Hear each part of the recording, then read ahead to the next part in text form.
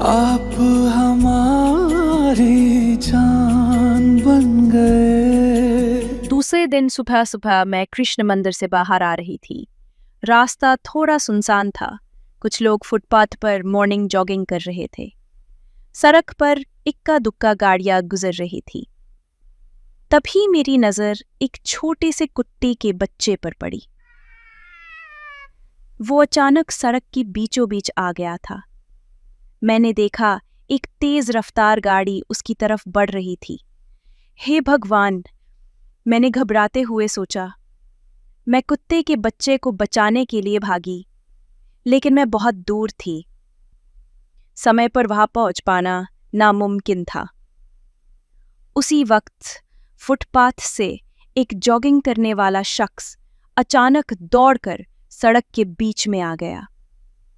वो कुत्ते के बच्चे को बचाने के लिए अपनी जान दांव पर लगाने को तैयार था।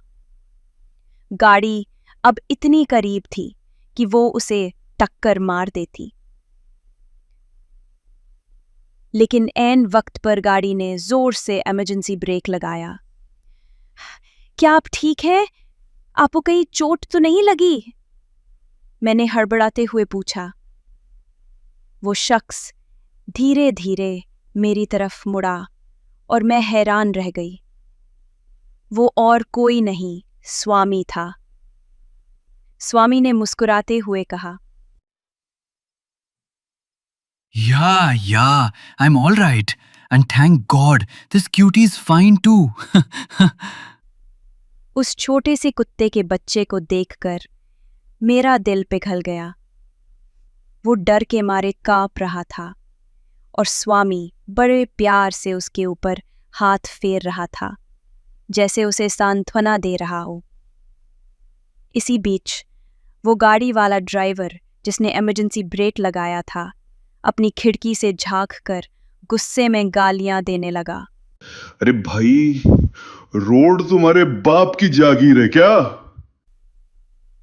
वो चिल्ला रहा था। मैंने सोचा, अब स्वामी उसे क्या जवाब देगा। उसकी गुस्से वाली छवि तो मैंने देख ही रखी थी, पर यहां सब कुछ उल्टा हो गया। स्वामी ने शांत स्वभाव से हाथ जोड़कर ड्राइवर से माफी मांगी। सॉरी भाई, मेरी वजह से आपको परेशानी हुई। और हाँ, थैंक यू, आपने समय पर ब्रेक लगाया। ड्राइवर बड़बड़ाता हुआ वहां से चला गया, लेकिन मैं वही खड़ी रह गई। क्या मैं सच में ये सब देख रही थी? ये वही स्वामी था जिसने मेरी आंखों के सामने लोगों को बेरहमी से मारा था, और आज उसने अपनी जान जोखिम में डालकर एक कुत्ते के बच्चे को बचाया। और तो और उसने गुस्से के बदले माफी मांगी। क्या आप इसे शांत कर सकते हो? मुझे समझ नहीं आ रहा इसे अब कैसे शांत करूं।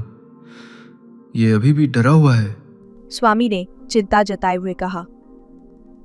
पपी इतना छोटा था जैसे उसे जन्म लिए अभी कुछ ही दिन हुए हो। स्वामी ने मुस्कुराते हुए पपी को मेरे हाथ में दे दिया। शायद इसे तुम्हारी गोद में ज्यादा सुकून मिले, उन्होंने कहा। मैंने उसे अपनी गोद में लिया। वो छोटा सा शरीर अभी भी हल्का हल्का कांप रहा था। शायद इसे भूख लगी हो। चलो उसे कुछ खिलाते हैं। स्वामी ने तुरंत सुझा दिया। हम दोनों पास के चाय वाले की टपरी पर पहुंचे। स्वामी ने दुकानदार से गर्म दूध देने की रिक्वेस्ट की। दूध काफी गर्म था, तो स्वामी बड़े प्यार से उसे ठंडा करने लगे। वो अपने हाथों से कटोरी में फूंक मारकर दूध ठंडा कर रहे थे, जैसे कोई छोटे बच्चे का ख्याल रख रहा हो। दूध ठंडा होने पर उन्होंने उसे टेबल पर रखा। पपी ने तुरंत कटोरी की तरफ मुंह बढ़ाया और जल्दी जल्दी दूध पीने लगा, जैसे उसे सच में बहुत भूख लगी हो। ओह माय गॉड, देखो ना, अब ये कांपना बंद कर चुका है। स्वामी ने मुस्कुराते हुए कहा। मैंने पपी को देखते हुए कहा, पता नहीं इसकी मम्मी किधर होगी। स्वामी की आंखें अचानक थोड़ी गंभीर हो गई। हो सकता है वो आसपास ही कहीं हो, या शायद। उन्होंने बात अधूरी छोड़ दी। शायद क्या? शायद ये अब अकेला है। उन्होंने जवाब दिया, लेकिन उनकी आवाज में एक अजीब सी नमी थी। तो अब इसका क्या करेंगे? स्वामी ने मेरी तरफ देखा और कहा।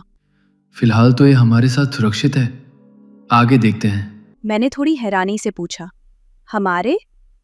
स्वामी ने मुझे देखा और मुस्कुराते हुए कहा, हाँ, हमारे। अगर आप इसे संभालने में मेरी मदद करेंगी तो मैं ना इसे अडॉप्ट कर लूंगा। मैंने पपी को गोद में थोड़ा और कस लिया। उसकी नन्ही नन्ही आंखें मुझे देख रही थीं, जैसे वो भी अपनी नई जिंदगी के लिए उम्मीद लगा रहा हो। स्वामी ने हल्की हंसी के साथ कहा,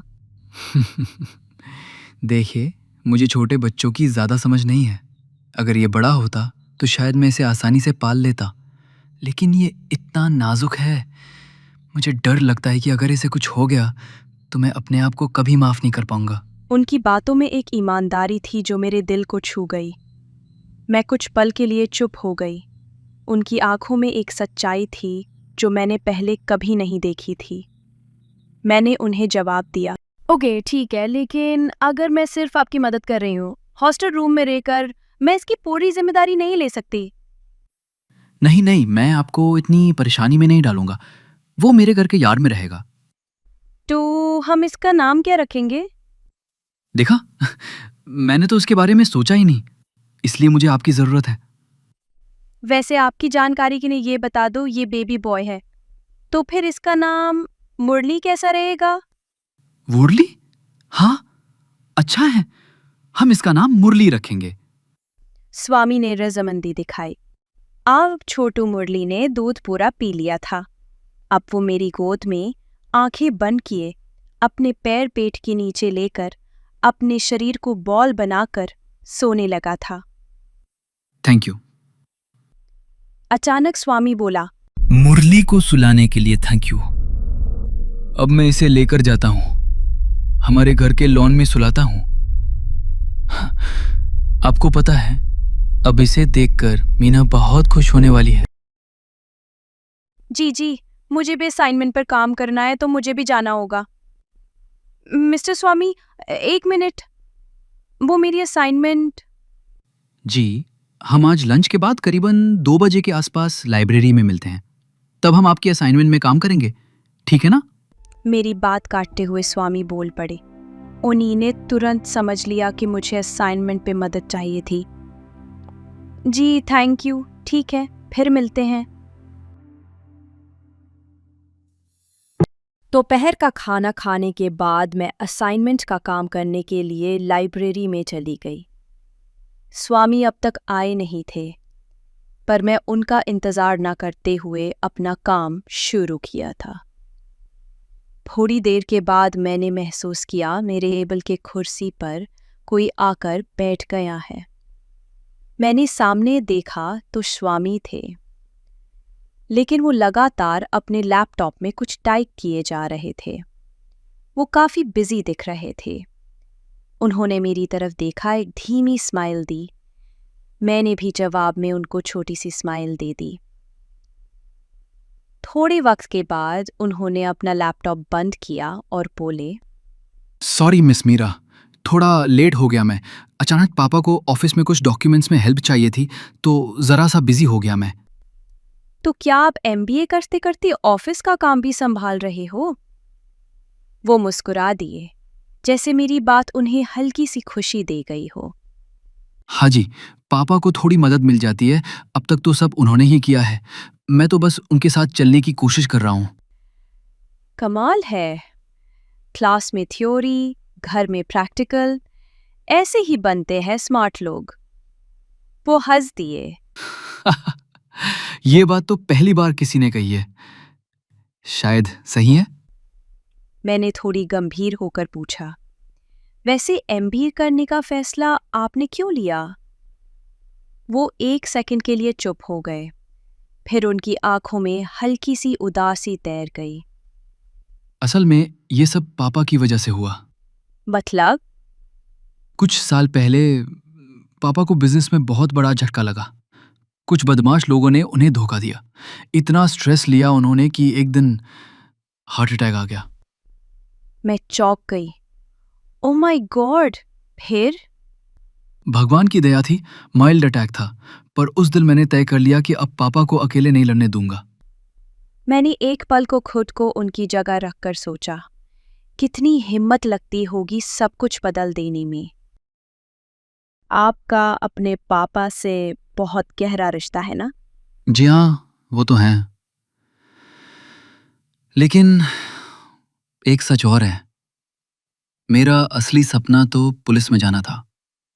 यूपीएससी पास भी कर लिया था, मगर उस दिन के बाद सब बदल गया। वो मुस्कुराए। मैंने हैरानी से पूछा, और आपने अपना सपना छोड़ दिया? हाँ, छोड़ना पड़ा। उन्होंने एक हल्की मुस्कान के साथ सिर हिलाया। कभी कभी जिंदगी हमें सपने नहीं, जिम्मेदारियां देती है, और जिम्मेदारियां भी किसी मिशन से कम नहीं होती। थोड़ी देर चुप्पी रही। फिर वो मेरी ओर देखकर थोड़ा शरारती अंदाज में बोले, पर हाँ, आदतें इतनी जल्दी कहाँ जाती हैं।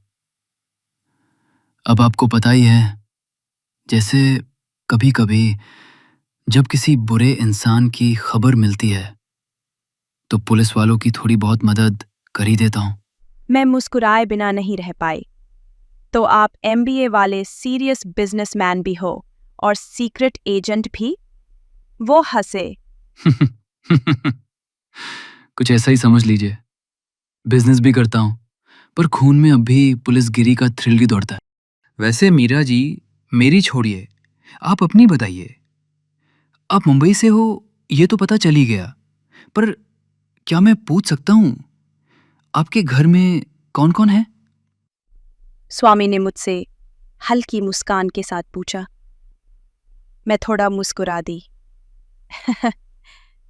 मेरे घर में मेरी फैमिली थोड़ी बड़ी है स्वामी जी। ओ हेलो, एक मिनट एक मिनट।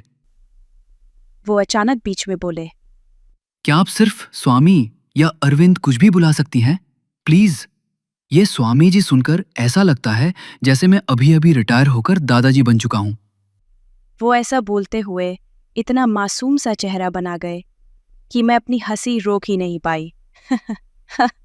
कुछ भी। अच्छा जोक है वैसे आपका, मैंने मुस्कुराते हुए कहा। अरे नहीं मीरा जी, ये जोक नहीं था, मैं सीरियस बोल रहा था भाई। कमाल है आप लोग, इतना बुड्ढा बना देते हो इंसान को। मैंने भी मुस्कुराकर पलटवार किया।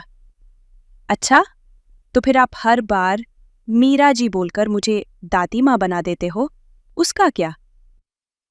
मुझे भी सिर्फ मीरा चलेगा। वो कुछ सेकंड के लिए चुप हो गए, फिर धीरे से बोले। तो फिर मुझे सिर्फ स्वामी चलेगा। उन्होंने मेरी तरफ हाथ बढ़ाते हुए कहा। तो डन करे, डील पक्की।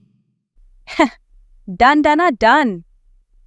डील पक्की हो गई मिस्टर स्वामी, मैंने हंसते हुए कहा।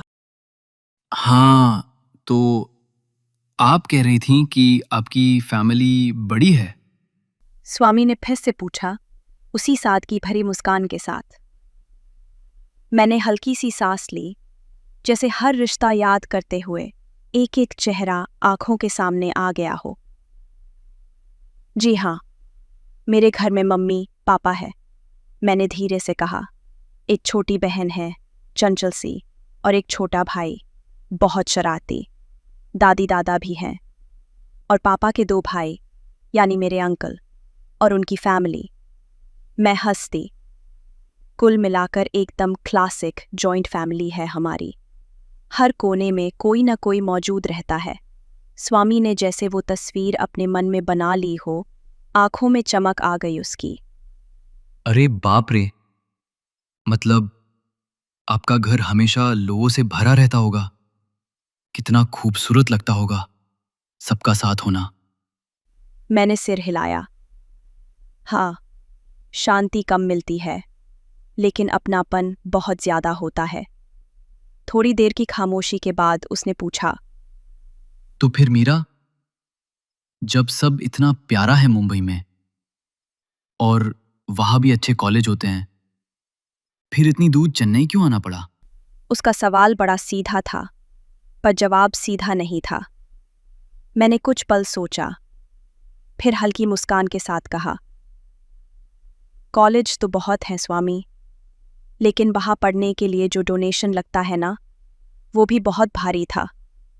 हमारी फैमिली में सब कुछ है सिवाय एक्स्ट्रा पैसे के। पापा ने मेरी स्कूलिंग अच्छे से करवाई, लेकिन कॉलेज की फीस के लिए मुझे खुद 3 साल तक सेविंग करनी पड़ी। डोनेशन देने की हैसियत नहीं थी मेरी, तो फिर ये कॉलेज मिला जहां मेरिट पर एडमिशन हुआ। कोई डोनेशन नहीं, बस मेहनत चाहिए थी, और बस बैग उठाया और चल दी। तो बताइए, कहाँ पर गाड़ी अटकी है आपकी असाइनमेंट में? अब तक सब हो गया है मेरा। सर्विस मैनेजमेंट और एम्प्लॉय का रिसर्च तक कर लिया है मैंने, पर एचआरस में डिफिकल्टीज आ रही हैं। मुझे समझ ही नहीं आ रहा किस बेसिस में इंटरव्यू सिलेक्शन किए जाए। हर एक लेवल के लिए अलग अलग बेसिस लगाना तो इम्पॉसिबल है ना। मैं लगातार बोली जा रही, वो मुझे बड़ी शांति से सुन रहे थे। पता नहीं उन्होंने क्या सोचा होगा मेरे बारे में, कि मैं कितनी डम हूं। मैं एकदम से चुप हो गई। हाँ, अच्छा, तो ये प्रॉब्लम है। ओके, तो मिस मीरा, आपको असाइनमेंट में एचआर वाला पार्ट समझ नहीं आ रहा, राइट? मैंने तुरंत सिर हिलाया। हाँ, मुझे नहीं समझ आ रहा कि कहाँ से शुरू करूं। देखो, ऐसा है कि उन्होंने थोड़ी देर सोचकर कहा, मीरा, अगर तुम हर चीज को जरूरत से ज्यादा बेसिक लेवल से सोचोगी ना, तो उलझ जाओगी। सोचने का तरीका बदलो। मान लो तुम खुद एक डायरेक्टर हो, अपनी कंपनी की मालिक। अब सोचो, कोई एम्प्लॉय तुम्हारी कंपनी में क्यों आए? उसे ऐसा क्या मिलेगा वहां जो किसी और कंपनी में नहीं मिलेगा? बस यही सवाल अगर दिल से सोचोगी, तो तुम्हारा असाइनमेंट अपने आप बन जाएगा। यूजर पर्सपेक्टिव से देखो, सिर्फ बुक की थियोरी से नहीं। मैं कुछ सेकंड तक चुप रही, फिर मेरी आंखें चमक उठीं। अरे, ये तो मैं सोच ही नहीं पाई थी। इतना आसान तरीका। Thank you so much mister Swami, मैंने कहा, सच में खुशी से पागल हो रही थी। जो प्रॉब्लम मुझे पहाड़ लग रही थी, उसका सॉल्यूशन तो मेरे सामने ही था, बस देखने का तरीका बदलना था। स्वामी ने अपनी कॉफी की आखिरी चुस्की लेते हुए कहा, और हाँ, अगर तुम्हें कुछ रेफरेंस चाहिए तो मैं तुम्हें वो भी भेज देता हूँ जो मैंने पढ़े थे। मैंने झट से अपना फोन निकाला और सब नोट कर लिया। फिर उससे विदा लेकर हॉस्टल की ओर निकल गई। रास्ते में बस एक ही बात सोच रही थी, स्वामी वाकई काफी इंटेलिजेंट है। इतनी आसानी से उन्होंने मेरी सबसे बड़ी प्रॉब्लम को सुलझा दिया। सीनियर है, मगर एटीट्यूड बिल्कुल नहीं। आप हमारी जान बन गए।